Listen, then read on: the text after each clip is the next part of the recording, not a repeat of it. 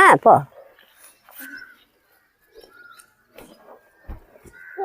இதுவா இதுக்கு பார்த்து போ. இதுவா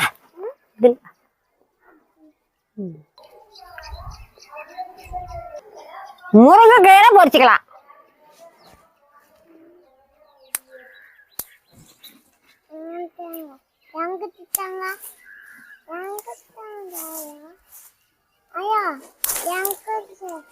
இந்தா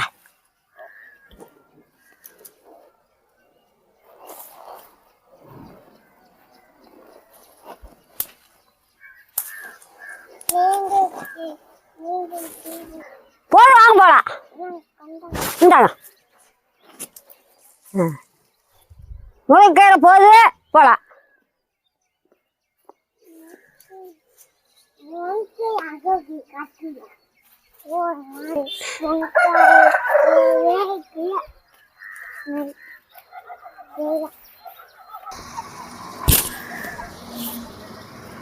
கீரையை அலசி எடுத்துக்கலாம்.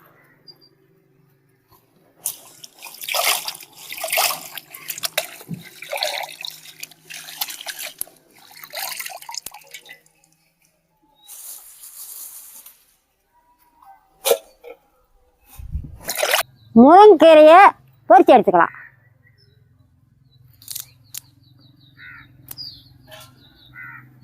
இந்த மாதிரி தலை மட்டும் உருவி எடுத்துக்கலாம்.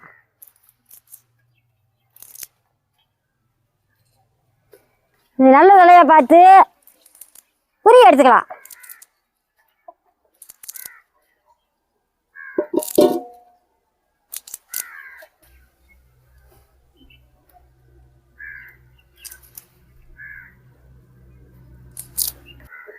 ஒரு 10 கொத்து கருப்பா இருந்தாலே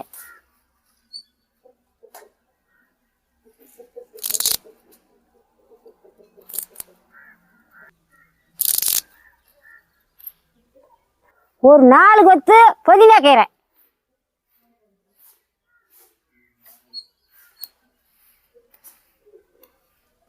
இந்த மாதிரி தலை மட்டும் கிள்ளி போட்டா போதும்.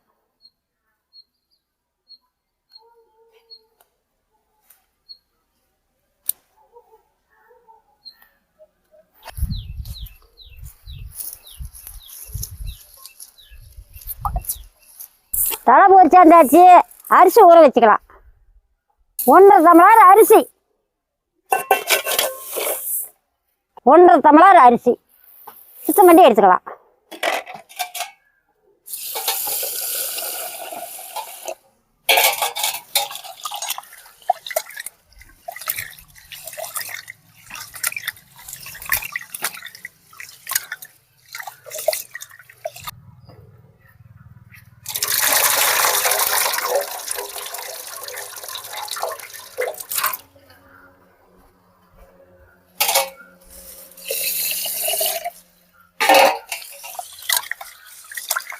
நல்லா சுத்தம் பண்ணி அப்புறம் தண்ணி ஊற்றிக்கலாம்.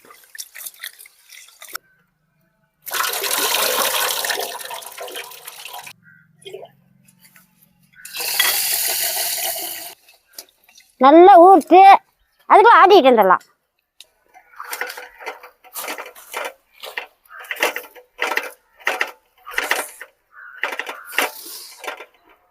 உளிச்சி வச்ச சின்ன வெங்காயம் 1 கப்பு, பச்சை மிளகாய் 3,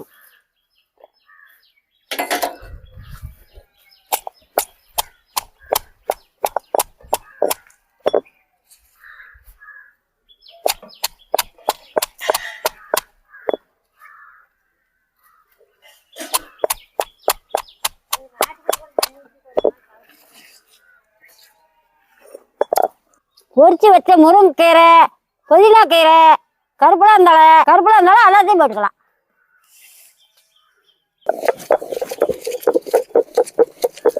எல்லாத்தையும் போட்டு நல்லா பச்சையை ஆட்டி எடுத்துக்கணும்.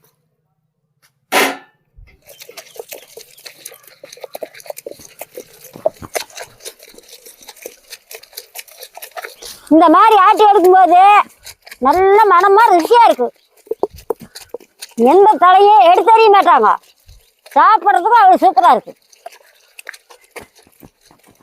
இந்த மாதிரி ஆட்டி எடுத்துக்கிட்டேன். இந்த தலையினோட சத்து முழுசா நம்மளுக்கு கிடைக்கும். பிரியா, இந்த வெங்காயத்தை தள்ளிக்கிட்டு அடுப்பத்தை வாங்கண்ணே. இந்த அளவுக்கு மஞ்சா போது வலிச்சு எடுத்துக்கலாம்.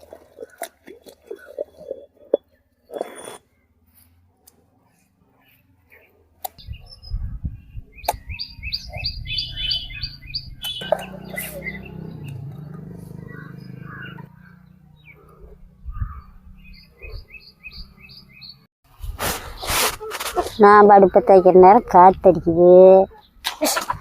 காற்று இந்த நேரம் தான் நம்மளுக்குன்னே அடிக்குது தம்பி.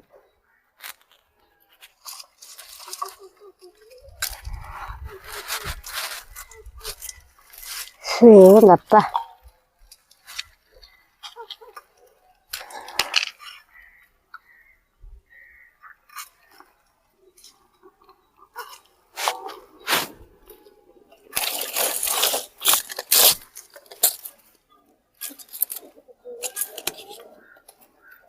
ரெண்டு துண்டு இஞ்சி 20 பல்லு பூண்டு இந்தா அரைச்சிட்டாயா? அடுப்பத்த வச்சாச்சு. சட்டி அடுப்பு மேலே வச்சுக்கலாம். தேங்காய் எண்ணெய் 4 ஸ்பூனு, 2 துண்டு பட்டை, 5 லவங்க, அன்னாச்சி பூ 1, 3 மராட்டி மொக்கு, 2 ஏலக்காய், 1 பிரியாணி இலை, 20 மிளகு. நல்லா பொரிட்டு நல்லா பொரிச்சுக்கிடுச்சு. அரைச்சி வச்சு இஞ்சி பூண்டு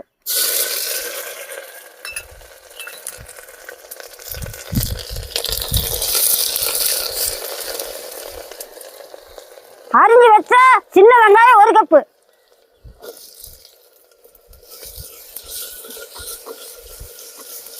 பச்சை மிளகாய் 2.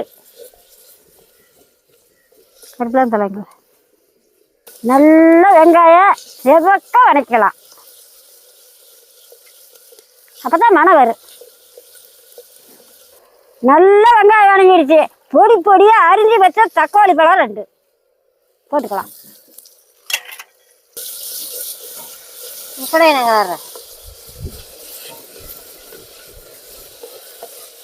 போதுமான உப்பு,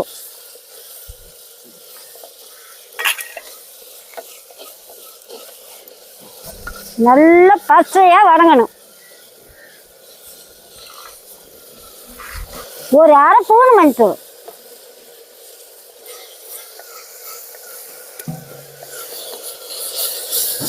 நல்லா இப்படி வதக்கி எடுத்துக்கணும்.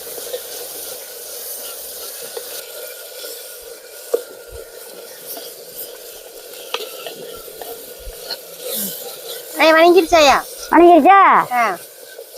நல்லா வணங்கி போச்சு. இந்த அளவுக்கு வணங்குற மறுபடியும் ஆட்டி வச்சா கீரையை போட்டுக்கலாம்.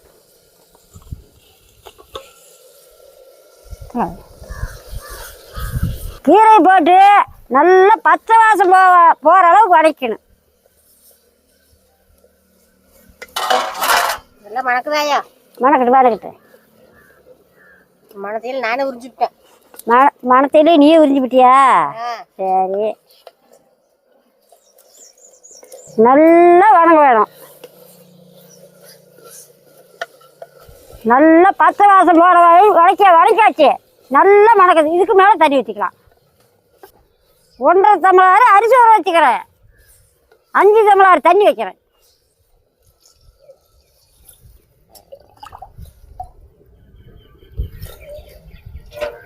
ரெண்டு 3 4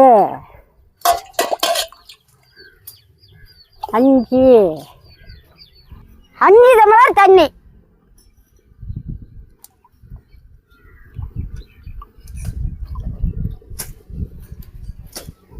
நல்லா கலந்து விட்டு மூடி வச்சிடலாம். மூடாயா?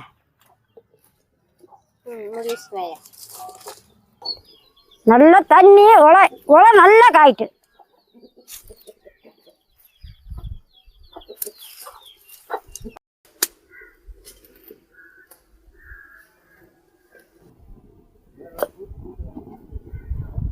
நல்லா கொதிச்சு போச்சு. இந்த மாதிரி அரிசி போட்டுக்கலாம்.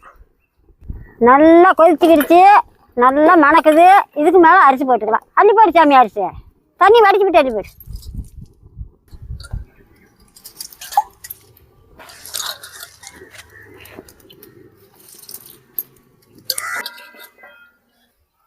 அரைச்சி வச்ச கொத்தமல்லி தூள் 1 ஸ்பூனு,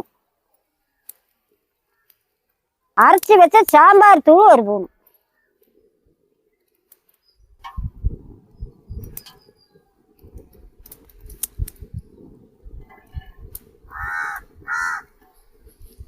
போட்டு நல்லா வேவிட்டு மூடி வைக்கலாம். நல்லா கலந்துட்டு மூடலாம்.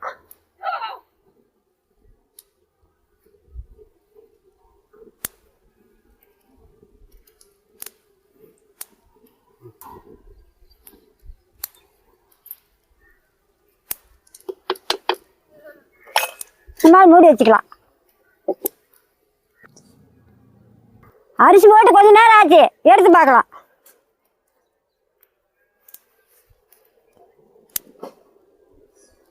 நல்லா கொதிக்குது,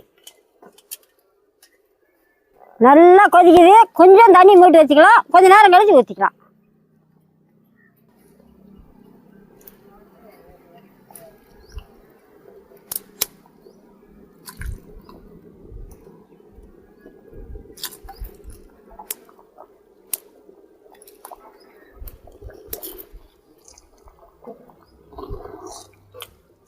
கொஞ்ச நேரம் வெந்ததுக்கப்புறம் இந்த தண்ணி இதுலேயும் ஊற்றிடணும். வேஸ்ட் பண்ணக்கூடாது.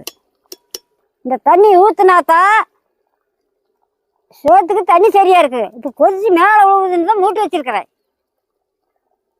கொஞ்சம் கொதி அடங்கினா ஊற்றிக்கிறேன். நல்லா 4 கடை கொதிச்சு வேணும். நல்லா கொதிக்குது பாரு.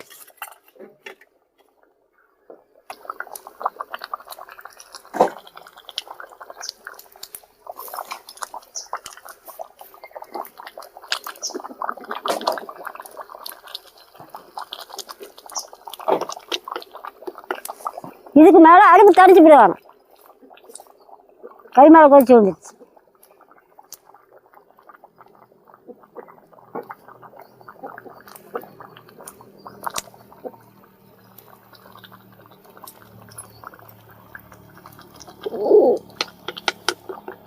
தண்ணி குறைஞ்சிக்கிடுச்சு. இதுக்கு மேலே இந்த தண்ணி ஊற்றிக்கணும். வேஸ்ட் பண்ணக்கூடாது. அப்படியே கொதிக்குது பாரு, தானாக கொதிக்கும். அடுப்பு பெரியாதே கொதிக்கும். அவ்வளோ சூடு சட்டிக்கு. அடுப்பு தணிச்சிக்கணும், இல்லைன்னு அடி பிடிச்சிக்கணும்.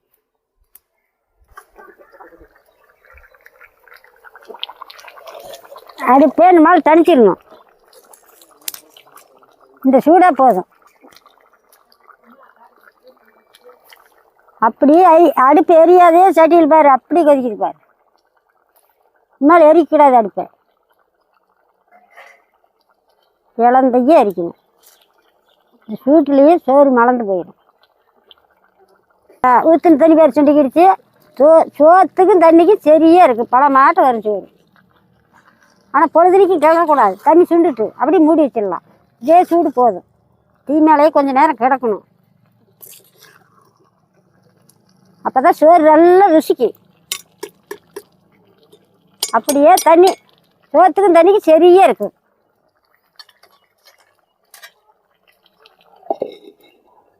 இதுக்கு மேலே அடுப்பு அமைச்சு போட்டுடலாம்.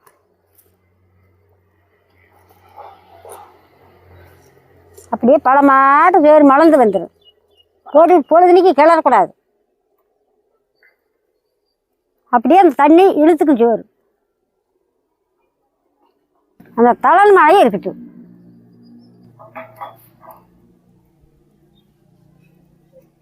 இந்த மாதிரி ஒன்றும் பண்ண தேவையில்லை. ஒரு 5 நிமிஷம் அடுப்பு மேலே கிடக்கட்டும். பிரியாணி பெருமணி கொண்டா. அடுப்பு அமைச்சு போட்டு 5 நிமிஷம் ஆகி போச்சு. மேலே எடுத்து பார்க்கலாம். இந்த மாதிரி இறக்கி வச்சுக்கலாம். சரி, நல்லா வெந்து போச்சு. இந்த மாதிரி இறக்கி வச்சுக்கலாம். தண்ணியும் சுண்டி போச்சு. இதுக்கு மேலே இறக்கி வச்சுக்கலாம்.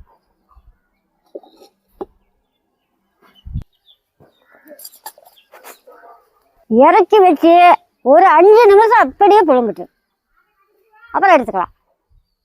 அடுப்பு மேலே இருந்து இறக்கி வச்சு 5 நிமிஷம் ஆகி வச்சு பார்க்கலாம்.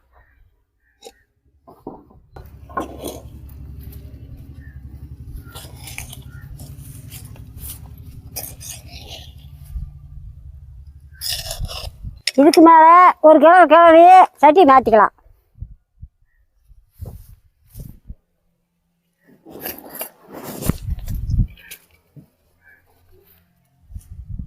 அப்படி சோறு பாரு, அப்படி பழமாட்டம் வந்து அப்படி சோறு வாழ ஆகிடுச்சு பாரு.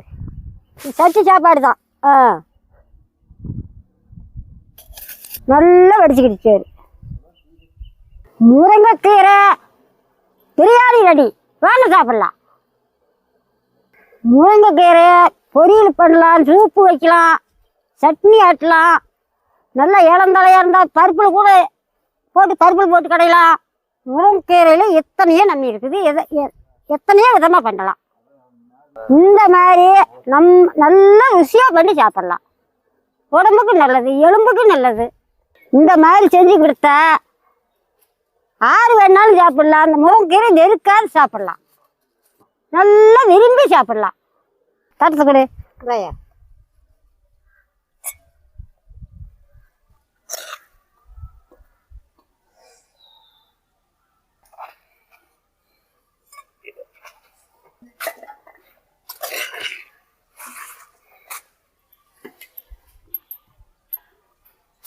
சோறு தடுத்தலை போடக்கலையே, குமுன்னு மணக்குது, நல்ல வாசனையாக இருக்குது. இந்தாயா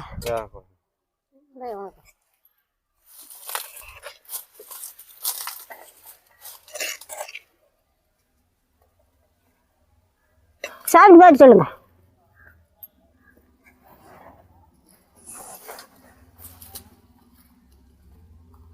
அருமையா இருக்குதுங்க, சூப்பரா இருக்குது. சூப்பரா இருக்குதா? சூப்பரா இருக்குதா முருங்கைக்கீரை பிரியாணி? சிக்கன் பிரியாணி விட சூப்பரா இருக்குதாயா? சரி சாப்பிடு. நான் சாப்பிட்றேன், நீங்களும் வாங்க சாப்பிடலாம்.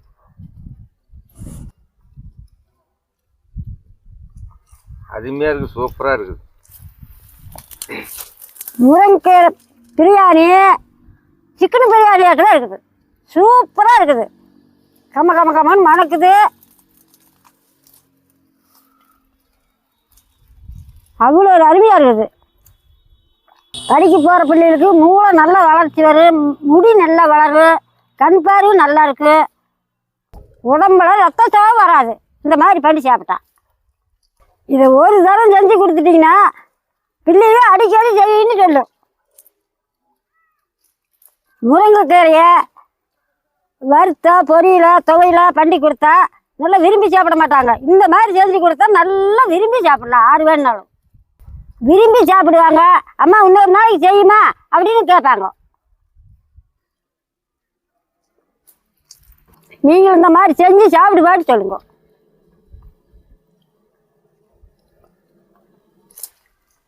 சாப்பாடு இந்த மாதிரி செஞ்சு கொடுத்தா இம்மிட்டு திங்குறேன் வேணும். அவ்வளோ ருசியாக இருக்குது.